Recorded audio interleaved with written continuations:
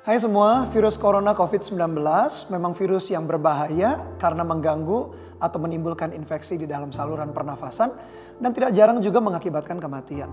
Tapi tahukah Anda ada sesuatu juga yang membahayakan di tengah-tengah pandemik ini terjadi, yaitu perasaan ketakutan, kekhawatiran, kecemasan yang menyerang baik orang sakit maupun orang sehat. Kenapa perasaan ketakutan atau kecemasan itu begitu berbahaya? Karena terjadi tahapan berikut. Orang menemukan masalah atau menghadapi masalah, lalu muncul stres ringan.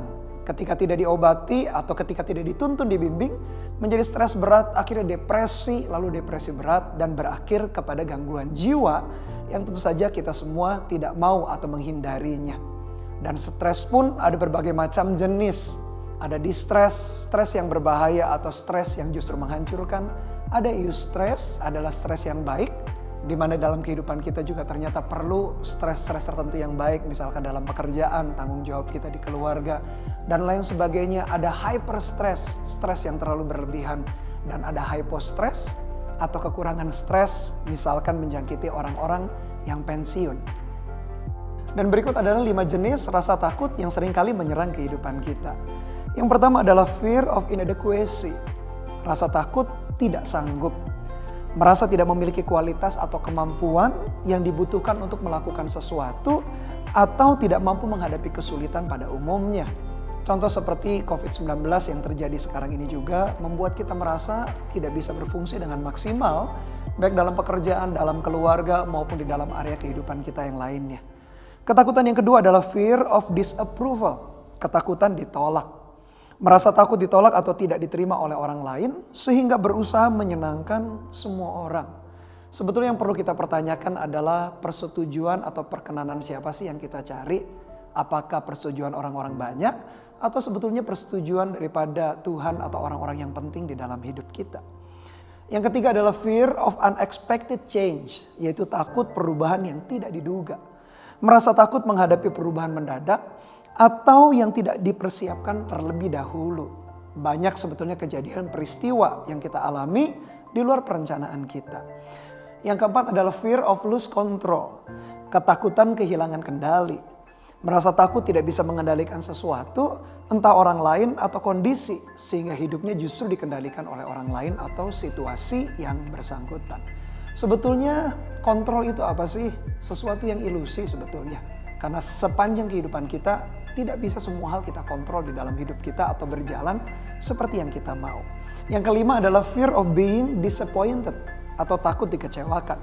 Merasa tidak akan mendapatkan apa yang diinginkan sehingga tidak melakukan apa-apa karena merasa tidak akan mendapatkannya. Apakah ketika kita berdoa takut Tuhan tidak menjawabnya sehingga kita juga malas berdoa atau tidak mau berdoa karena kita sudah pesimis tidak mendapatkan apa yang kita minta kepada Tuhan. Dan tahukah Anda, ironisnya adalah 90% hal yang kita khawatirkan atau takutkan tidak akan pernah terjadi di dalam hidup kita.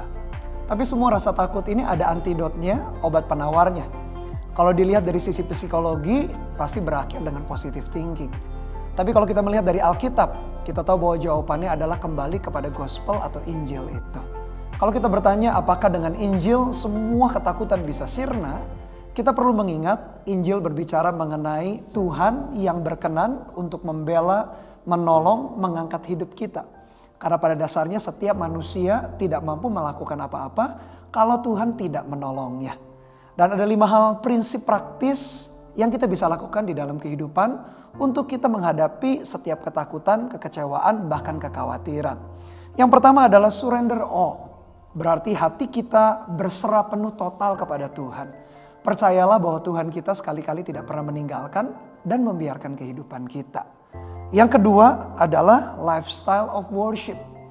Kita perlu memiliki hati atau kehidupan pujian, memuji, menyembah Dia. Atau mendengarkan lagu, mendengarkan musik. Di mana ada kata-kata firman Tuhan, kata-kata kebenaran yang diucapkan. Dan membantu kita menghadapi segala situasi dan kondisi yang tidak mudah. Yang ketiga adalah keep the promise of God. Pegang, simpan janji Tuhan di dalam hati kita. Karena kita meyakini Dia sekali yang berjanji, tak mungkin mengingkari apa yang Dia janjikan.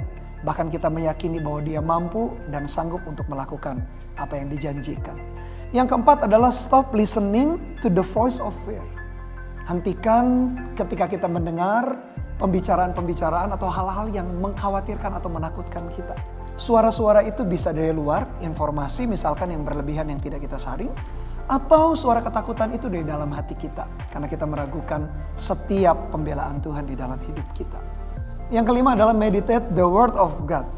Renungkan firman Tuhan di dalam hidup kita. Karena firman Tuhan adalah pelita bagi kaki kita dan terang bagi jalan kita. Bahkan pola pikir dan hati kita ketika dipenuhi firman akan mendorong setiap rasa takut, kekhawatiran, dan kecemasan. Lakukan kelima hal tadi dengan penuh konsisten. Roh Kudus pasti menolong kita. Doa saya adalah setiap kita bisa terbebas dari rasa takut, kekhawatiran, dan kecemasan di tengah-tengah pandemik ini. Tuhan menyertai hidup kita dan Tuhan Yesus memberkati.